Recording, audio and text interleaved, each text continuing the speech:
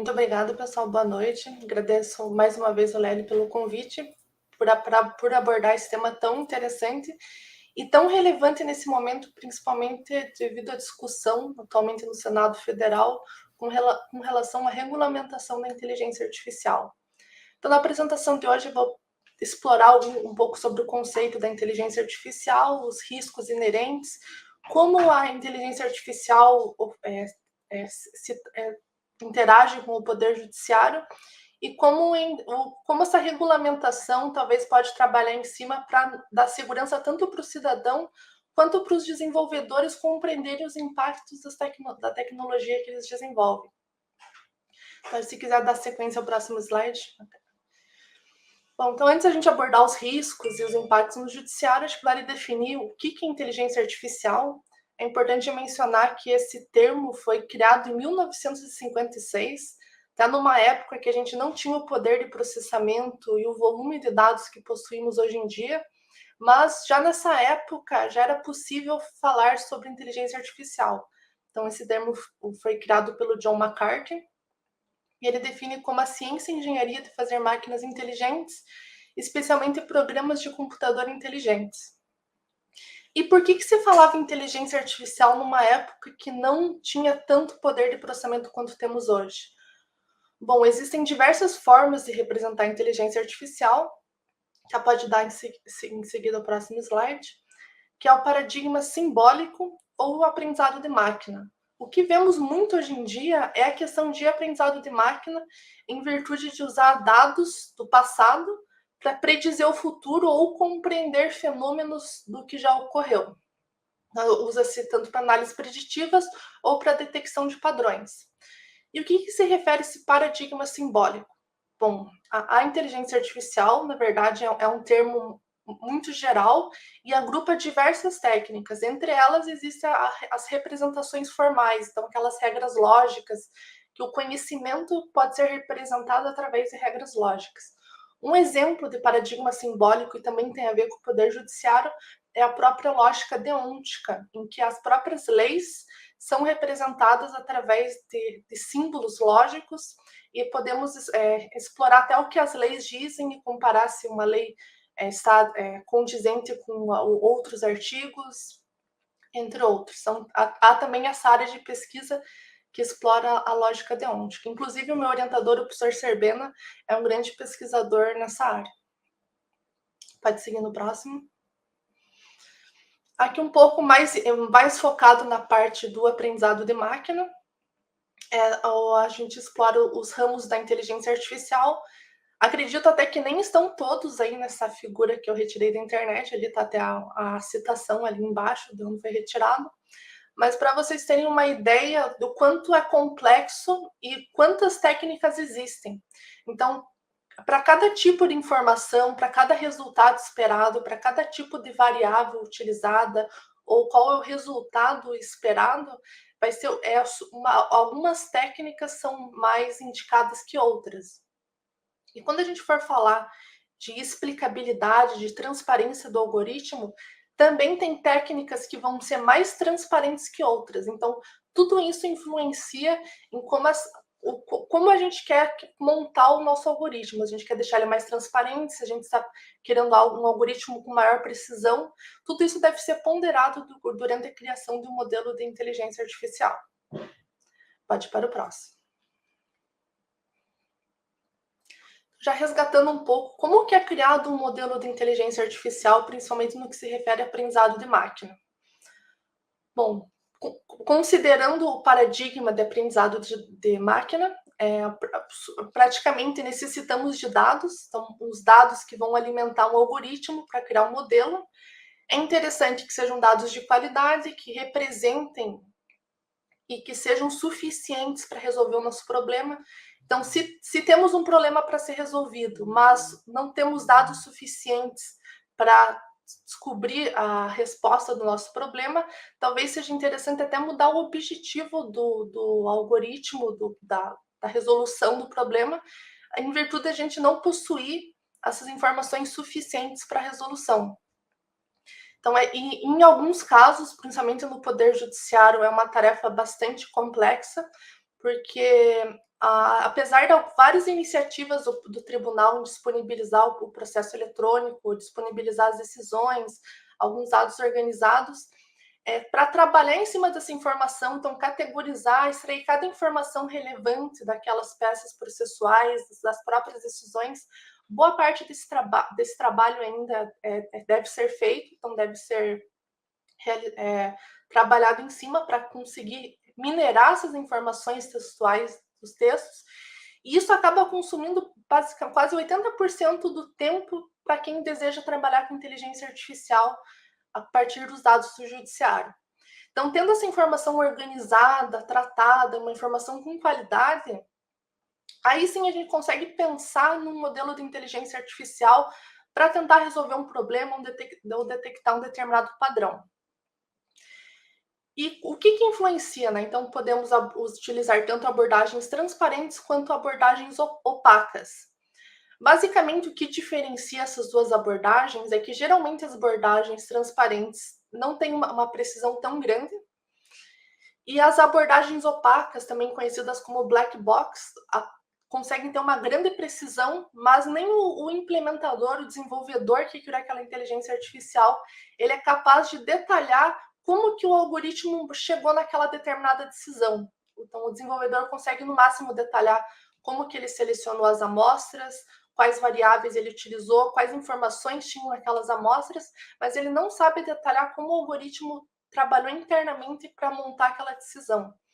Um grande exemplo das abordagens opacas são as redes neurais profundas. Até já vou dar um exemplo para vocês verificarem o quanto é complexo, pelo menos já um profissional da área compreender. Imagina uma pessoa que não é da área de computação conseguir compreender como se dá essa decisão. Mas a gente já vai chegar nesse assunto. Pode ir para o próximo. Então, antes a gente abordar as técnicas e por que uma abordagem é mais transparente que a outra, eu quero destacar para vocês por que vocês devem se preocupar com transparência. Então, aqui são preocupações até que a União Europeia elencou quando estava discutindo a regulamentação da inteligência artificial. Foi muito interessante a experiência europeia, porque eles tiveram um debate muito grande, convidando diversos pesquisadores de diversas áreas, profissionais que atuam com essa tecnologia. Então, puderam ouvir diversos grupos e as preocupações que esses grupos externavam. E dentre um de vários relatórios que a União Europeia emitiu, as principais preocupações relativas à transparência era a identificação e localização cada vez mais eficiente de indivíduos por entidades públicas e privadas, as pessoas também terem ciência que interagiram com o sistema de inteligência artificial. Aqui a gente vê muito no poder público, ou até numa própria empresa privada, a pessoa faz uma requisição e recebe uma decisão. E essa pessoa tem ciência que foi um ser humano que emitiu aquela decisão, se foi um sistema de inteligência artificial. Será que esse sistema está amparado na legislação? Como que se deu essa decisão? Eu consigo questionar como essa decisão foi realizada? Eu posso conhecer que variáveis essa decisão foi utilizada? Então, a pessoa só pode começar a pensar nesses questionamentos, principalmente se ela soubesse que realmente foi um sistema inteligente que forneceu essa decisão. Outra preocupação também externada pela União Europeia é a classificação de cidadãos de forma automatizada e que violem direitos fundamentais. E uma pergunta que até não foi a União Europeia que fez, mas é uma das perguntas que eu levantei quando eu comecei a estudar esse tema, nos pontos ainda, principalmente, que a legislação brasileira permite questionar a decisão automatizada, mas como a gente vai questionar sem conhecer como a decisão foi tomada? Então, aqui eu já vou trazer até um caso prático que vai ajudar na nossa reflexão. Pode ir para o próximo. Então, vamos falar sobre os sorteios nos tribunais. Em específico, até acredito que os sorteios nos tribunais não sejam um modelo de inteligência artificial, até pela própria proposta do sorteio. A gente imagina que há algum algoritmo que tenha peso, algumas variáveis, e cada variável tem um certo peso. Mas esse exemplo é muito interessante mencionar porque é de fácil compreensão e vai nos auxiliar a compreender também por que a transparência nos sistemas de inteligência artificial são importantes. Então, conforme o artigo 930 do CPC, ele delimita que a distribuição dos processos será de acordo com o regimento interno do tribunal, observando-se a alternatividade, o sorteio eletrônico e a publicidade. Então, até quando o CPC definiu que o sorteio seria eletrônico, ele já estava inovando, até porque antes da existência do sorteio eletrônico, os sorteios nos tribunais eram realizados por meio, acho que, de uma bolinha de bingo, se não me engano, foi o que me contaram.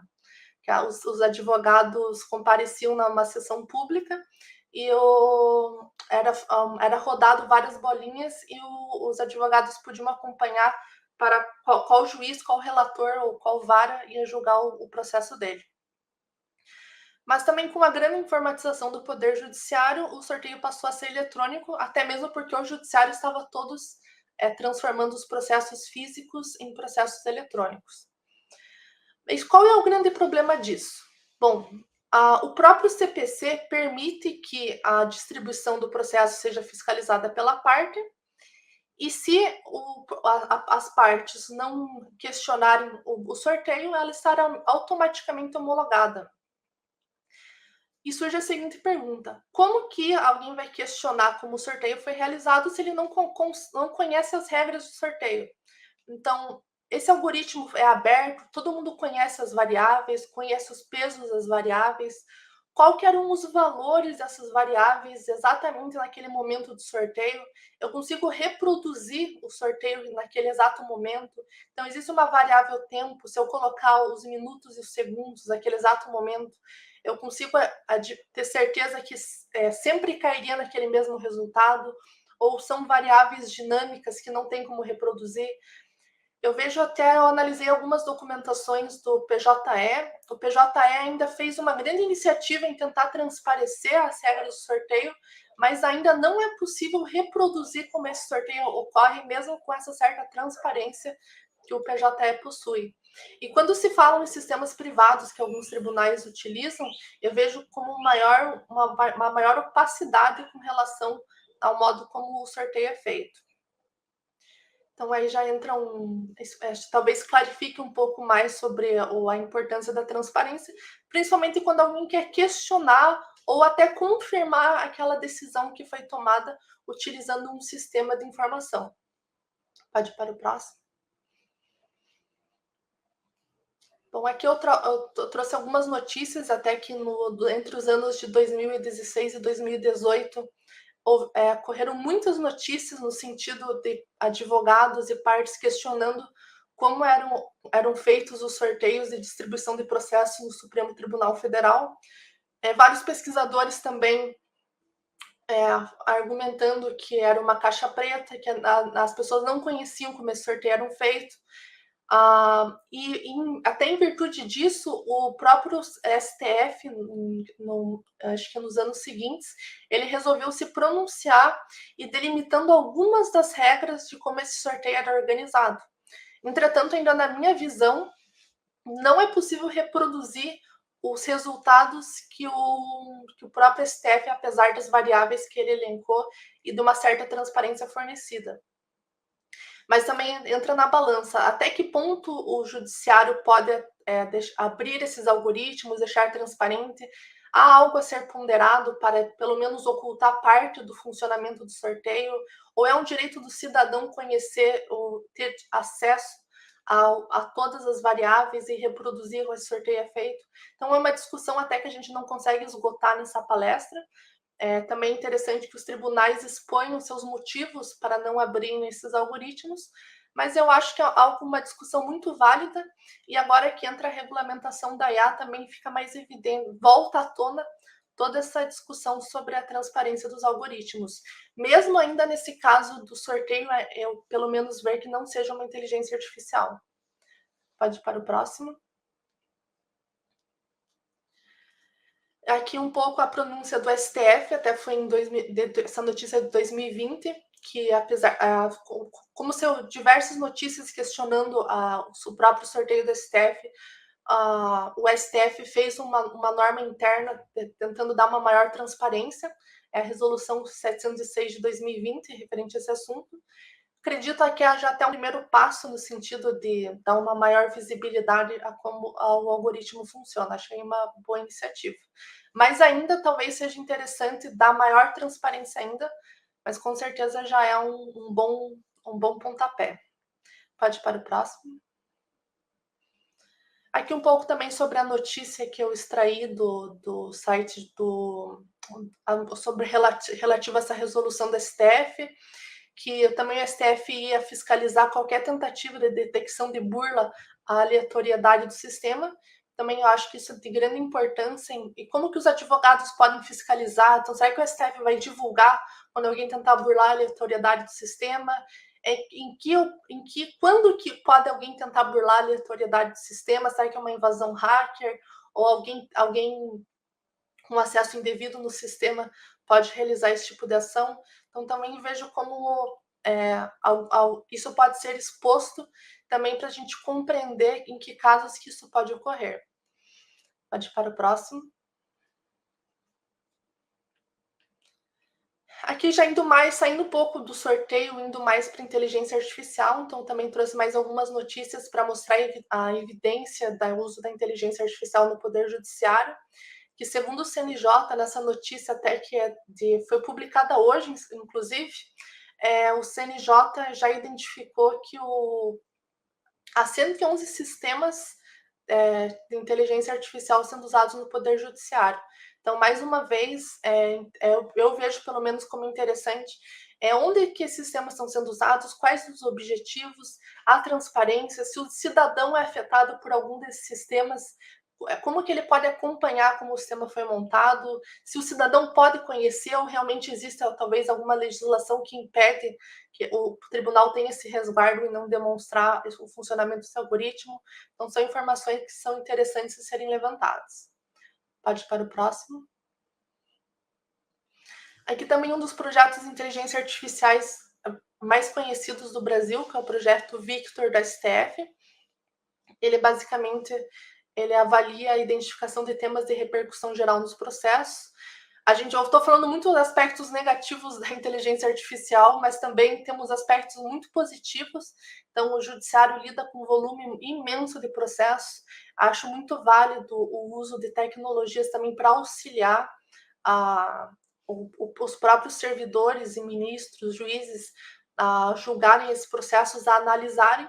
Mas também, em contrapartida, como nenhuma tecnologia é perfeita, devem ter formas de fiscalizar e auditar como essas tecnologias funcionam, até mesmo para validar esse trabalho que está sendo o humano que está sendo substituído por uma máquina, se realmente a máquina está fazendo um trabalho melhor que o do humano. Se a gente está usando uma máquina que talvez está fazendo um trabalho pior, então será que talvez não seria melhor voltar para a decisão humana? Então também acho válido no sentido de avaliar como essa tecnologia, quais os impactos dessa tecnologia.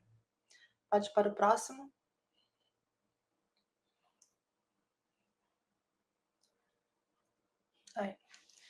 E saindo um pouco do contexto brasileiro, aqui eu trouxe uma reportagem sobre problemas do uso da inteligência artificial no Poder Judiciário dos Estados Unidos.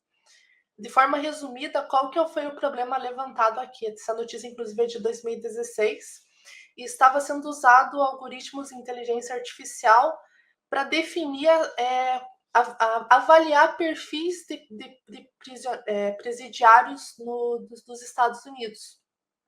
Então, era até analisado um relatório com 156 perguntas, a decisão da inteligência artificial servia de insumo para algumas decisões dos juízes. Uma delas era se o juiz se ele ia conceder ou não a progressão da pena, se aquele presidiário ele tinha uma chance de reincidência. E, infelizmente, o que foi constatado é que esse sistema que foi desenvolvido, ele tinha uma tendência a pessoas negras serem mais prejudicadas, então, ou seja, não terem progressão de pena concedida ou serem identificadas com maior risco em pessoas de outras raças. Então, isso até foi considerado uma discriminação, então gerou bastante polêmica na época. Eu trago isso como exemplo, até em virtude do que a gente quer evitar. Então, tendo transparência no sistema, tanto os desenvolvedores conhecendo esses impactos e as pessoas, os cidadãos poderem questionar como essa inteligência artificial funciona, quais os impactos, impede que esses tipos de problemas também ocorram no Brasil. Até muitas vezes, porque o que a gente visualiza é que esses tipos de sistemas entram em produção, eles começam a afetar pessoas, e somente quando está muito escancarado, várias pessoas foram afetadas, que esses sistemas são retirados do ar. Até o intuito da transparência é que esses sistemas nem entrem em produção se eles têm esses problemas tão graves. Então, eles não, ao ser identificado esse tipo de problema, eles já sejam barrados e somente entrem em produção após esse problema corrigido. Mas também é um grande desafio técnico, que alguns problemas também não são tão facilmente identificáveis. Então, também é um grande desafio que quem trabalha nessa área enfrenta hoje em dia. Pode ir para o próximo. Aqui até um dos exemplos que tem nessa reportagem dos Estados Unidos, que eles demonstravam qual que era o nível de risco atribuído às pessoas que esse sistema julgava. Então, pessoas negras tinham um risco maior comparado a pessoas caucasianas, então já demonstrava uma discriminação por raça. E também foi muito criticado em virtude disso esse sistema. Pode ir para o próximo. E aqui também saindo um pouco do uso, até dos impactos negativos da inteligência artificial, eu falei muito de transparência, mas também há outros aspectos que devem ser considerados quando uma inteligência artificial é desenvolvida. Essa figura, inclusive, eu retirei de um relatório da União Europeia, e consta diversos aspectos que devem ser considerados. Então, um deles, é claro, a transparência, e acredito que através da transparência a gente consiga até confirmar alguns outros aspectos.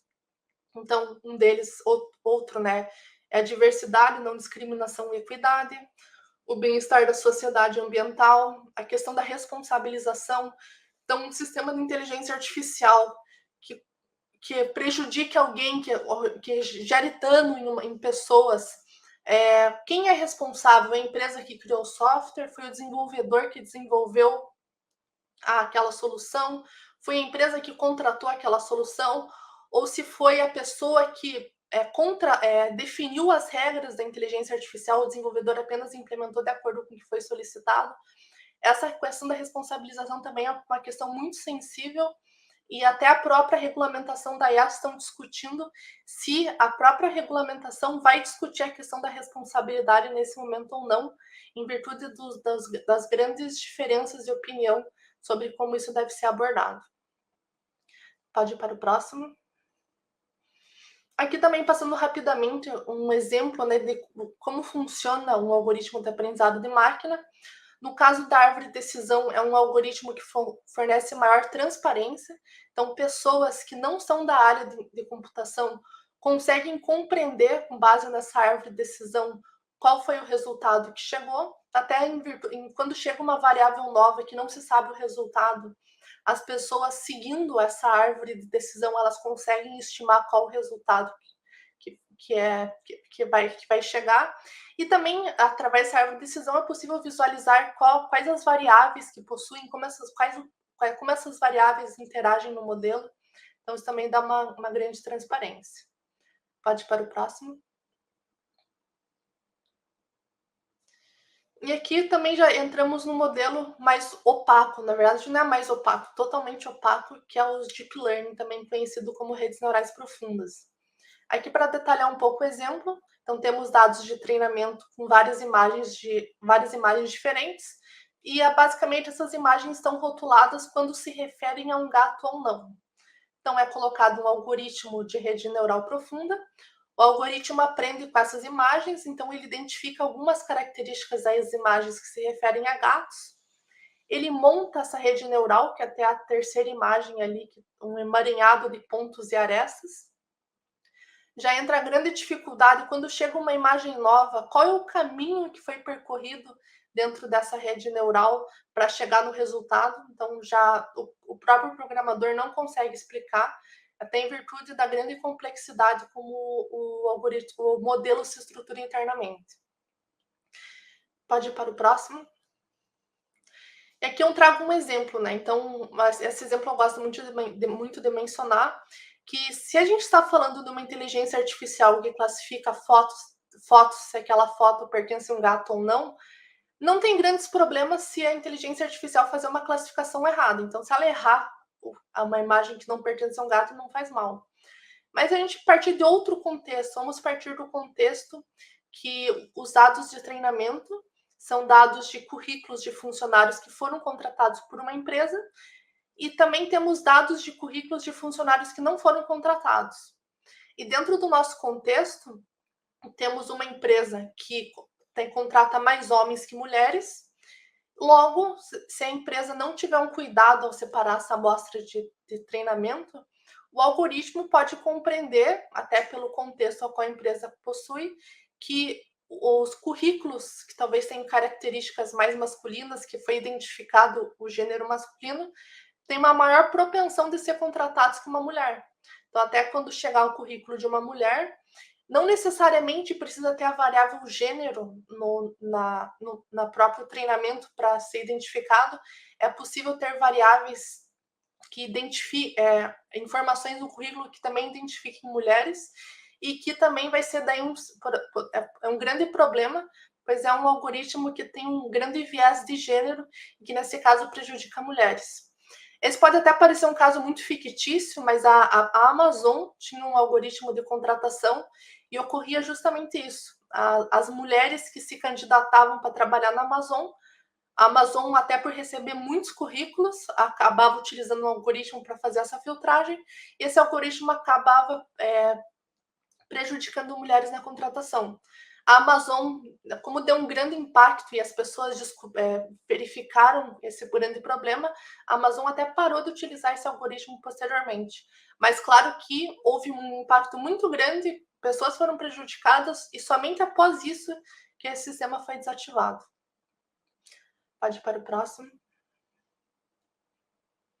Aqui é um exemplo da notícia, né, também que retrata esse problema. Pode ir para o próximo. Aqui um pouco do que eu já comentei, né? Muitos sistemas que possuem uma precisão, então uma taxa de acertos muito grandes, geralmente eles são mais opacos, então é difícil explicar como o algoritmo funciona internamente. E se é difícil explicar como ele funciona internamente, dificilmente alguém vai poder identificar se aquele sistema tem viés de gênero, se tem viés de raça, quais os problemas, quais os impactos que eu posso identificar antes mesmo que esse sistema entre em produção. Então, isso é algo para ser ponderado. Isso também eu verifico, depende de cada contexto. Então, se temos um contexto que mesmo que o sistema erre, não vai ter grandes impactos, então a gente pode priorizar a acurácia, que é a precisão do modelo. Mas quando temos um contexto que qualquer erro gera um impacto muito grande, então talvez seja muito interessante a gente reduzir a precisão e sim dar prioridade para modelos que sejam mais transparentes, até para auditar e explorar mais como esse comportamento se estabeleceu. Pode ir para o próximo. Aqui um pouco sobre as pesquisas na área de computação. Então, há pesquisas tanto para os modelos com grande precisão serem mais transparentes, e também há pesquisas em outro sentido, que tem modelos que possuem uma alta transparência, também serem mais precisos. Então, a computação está tentando encontrar um meio termo que seja bom para todos também.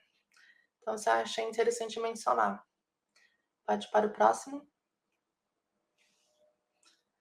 Aqui um pouco sobre a própria LGPD, né? Então, muito antes da regulamentação da IA, que até atualmente está em discussão no Senado, a própria LGPD já abordava a questão da transparência. Então, aí a própria revisão de decisões automatizadas. Então, já na Lei Geral de Proteção de Dados, esse assunto já foi tocado, e que as pessoas podem pedir, têm o direito de revisar essas decisões. Aí a gente já retoma aquela preocupação da União Europeia que, para as pessoas solicitarem a revisão de decisões automatizadas, as pessoas primeiro têm que ter ciência que aquela decisão foi proferida por uma máquina, não por um ser humano. Então, já é uma preocupação que vem já há alguns anos, principalmente na legislação brasileira. Pode ir para o próximo. Aline, só estou Oi, observando aqui, eu queria te fazer uma pergunta ainda sobre a LGPD. pode falar. Aline, qual que é o grau de importância que você acredita que existe de que profissionais da ciência da computação ou de algum curso afim a essa área esteja presente no desenvolvimento de políticas públicas e no auxílio das empresas? Porque eu vejo assim com uma certa preocupação no direito, e você também é formado em direito, e eu sou formado em psicologia também, eu vejo gente falando de temas de psicologia, pessoas que nunca pisaram numa faculdade de psicologia ou não assistiram uma aula, quanto menos os 5 anos do curso de psicologia, falando de temas como falsas memórias. E aí eu fico pensando assim, estou vendo muita gente falar sobre temas que envolvem a ciência da computação, mas que não dominam. Então, assim, como que você vê isso aí? Qual que é o grau de necessidade? São todas as empresas que vão necessitar desse tipo de profissional? Ou só as corporações, empresas médias? Como é que você avalia, já que você é advogado também e você também é formado em ciência da computação? Bom, o ideal é que as pessoas tenham as duas formações até poder ter um panorama geral, mas acredito também que, como há muitos aspectos para serem considerados, tanto, e não é só no direito e na informática, tem aspectos éticos, aspectos filosóficos, principalmente no uso da inteligência artificial, tem até a questão dos dilemas éticos, né? Então, quando tem duas decisões que são corretas, como que a máquina vai escolher qual decisão deveria ser tomada? Tem tanto assunto para ser discutido que talvez eu vejo que pelo menos o pessoal do direito pode discutir a inteligência artificial, mas realmente quando entra na parte de algoritmos, o questionamento como aquele algoritmo funciona, então pensando num futuro próximo que os tribunais abram como esses algoritmos funcionem, será que as pessoas que tenham exclusivamente formação jurídica vão ser capazes de questionar um algoritmo? Então, aí também vai de como esse algoritmo está sendo explicado pelos tribunais. Então, os tribunais estão colocando numa linguagem acessível ou estão fornecendo numa linguagem mais técnica? Se o algoritmo foi explicado numa linguagem acessível, também tem que avaliar. Mas essa linguagem acessível realmente transparece toda a complexidade que esse algoritmo possui? Será que vocês poderiam fornecer também os aspectos técnicos? Daí também, mais uma vez, será que o pessoal da área jurídica tem conhecimento suficiente para avaliar os aspectos técnicos? Se o modo como as amostras foram selecionadas estão de acordo com padrões estatísticos que seriam suficientes para aquela seleção das amostras? Se haveria a opção de reduzir os impactos negativos selecionando de forma diferente? Então, eu acredito que tem área para todo mundo, mas específico dos algoritmos e questionar como eles foram realizados, aí eu vejo também como uma necessidade do conhecimento tanto jurídico quanto técnico. Ok, muito obrigado. Vamos para o próximo. Beleza. E aqui eu falando um pouco sobre essa área de pesquisa que está em ascensão no mundo inteiro, que é a inteligência artificial explicável. Essa também é conhecida como a sigla SHAI, e o objetivo dela é tornar o comportamento de um sistema inteligente mais inteligível para humanos com fornecimento de explicações. Aí também é uma área que dá preferência e também estimula que os sistemas de inteligência artificial sejam explicados numa linguagem acessível justamente pelo propósito, que é qualquer pessoa compreender como essa decisão foi tomada para poder questionar. Então, a gente, principalmente falando em sistemas públicos, sistemas do poder judiciário, que podem afetar milhares de pessoas diariamente, a gente não pode restringir esse entendimento somente a pessoas formadas em computação, pois estaríamos reduzindo uma parcela bem pequena da população. Então, acho interessante também essa área de pesquisa, mas também há grandes desafios para conseguir colocar isso em prática e efetivamente detalhar como esses algoritmos funcionam. Não é uma tarefa trivial. Pode ir para o próximo. Aqui um pouco a nível conceitual, né, a gente tem tanto a questão de interpretabilidade e a questão de explicabilidade. Então, para fins de diferenciação, interpretabilidade é o nível em que o resultado de um determinado modelo é previsível por um humano. Ali vocês podem lembrar do exemplo que eu dei da árvore de decisão. Então, uma pessoa que não tenha conhecimento em computação, seguindo aquela árvore que foi mostrada anteriormente, a pessoa consegue inferir o resultado seguindo somente a ordem da árvore. E o que é explicabilidade? Então, é qualquer ação ou procedimento aplicado em um modelo com a intenção de esclarecer ou detalhar suas funções internas. Então, quando a gente tem um algoritmo que não é tão transparente quanto a árvore de decisão, o que o programador, o desenvolvedor de sistema pode fazer para as pessoas compreenderem como aquele modelo foi criado? Então, ele pode detalhar as fases, como ele limpou aqueles dados, como ele organizou aqueles dados, como as amostras foram selecionadas, se ele tem armazenado as amostras que ele utilizou, caso alguém queira reproduzir aquele treinamento, qual o algoritmo que ele usou, quais as variáveis para customização desse algoritmo. Então, qual que é a taxa de acerto daquele algoritmo, qual que é o nível de precisão, em que casos esse algoritmo tem uma taxa de erros maior, é possível reduzir essa taxa de erros alterando alguns aspectos do algoritmo. Então, existem ações que podem ter uma grande... Tudo vai depender também do modelo, né? Mas algumas ações podem auxiliar muito, outras ações podem só transparecer um pouco mais, mas cada modelo tem sua peculiaridade. Mas eu vejo também e como não temos nada hoje em dia, principalmente no Poder Judiciário brasileiro, nesse sentido de explicabilidade, acho que algumas iniciativas nesse tema seriam bem interessantes. Pode ir para o próximo. Aí também já entrando também nas terminologias dessa área de pesquisa, então temos os modelos interpretáveis por padrão, aqui um grande exemplo aquele da árvore de decisão. Temos a interpretabilidade by design, que é todas as fases do sistema documentadas para dar o máximo de transparência possível em todas as tomadas de decisões humanas na criação daquele modelo. Então, quando a gente fala de um modelo de inteligência artificial, não é a máquina que decidiu todos aqueles aspectos, na verdade, a máquina foi configurada por um ser humano e o algoritmo foi organizado, definido variáveis para ele funcionar, e a máquina apenas gerou um modelo baseado naquelas configurações.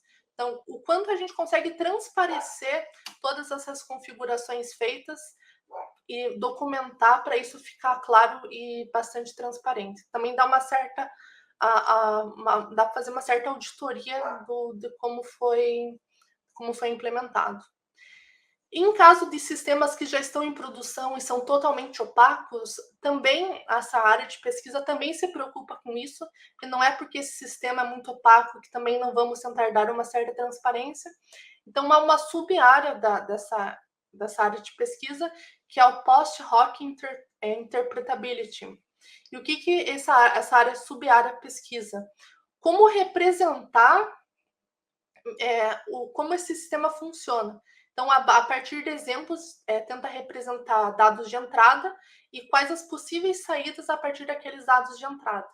Claro que é uma dificuldade muito grande em essa representação, reproduzir todos os resultados possíveis do sistema, então as pessoas conseguirem confirmar todos os resultados obtidos, mas também vejo com bons olhos esse esforço para tentar transparecer um pouco mesmo os sistemas que estão totalmente opacos e que talvez precisem ser usados devido ao grande nível de precisão que possuem. Então, apesar de não ser tão ideal, mas é uma boa iniciativa na hora dessa transparência. Pode ir para o próximo. E como conclusão, está estourando um pouco o meu tempo, que eu cheguei estudando esse tema, é que deve-se dar prioridade para a escolha de modelos interpretáveis dentro de alguns contextos, principalmente contextos que os impactos causados possam ser até irreversíveis ou prejudicar as pessoas. Então, sendo transparente, o próprio desenvolvedor já consegue identificar e reproduzir alguns problemas antes mesmo que eles ocorram, e as pessoas também questionar antes que esses problemas ocorram, tendo essa transparência.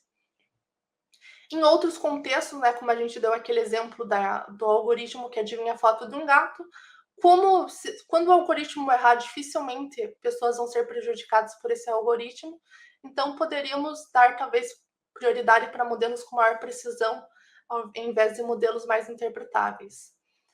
E como já mencionado, a IA explicável deve ser aplicada antes mesmo da solução entrar em produção para minimizar os impactos e dar oportunidade para questionamentos. Há um grande desafio técnico hoje em dia, que é ponderar entre a escolha da precisão do modelo e a explicabilidade, então reforçando mais uma vez o que já foi abordado.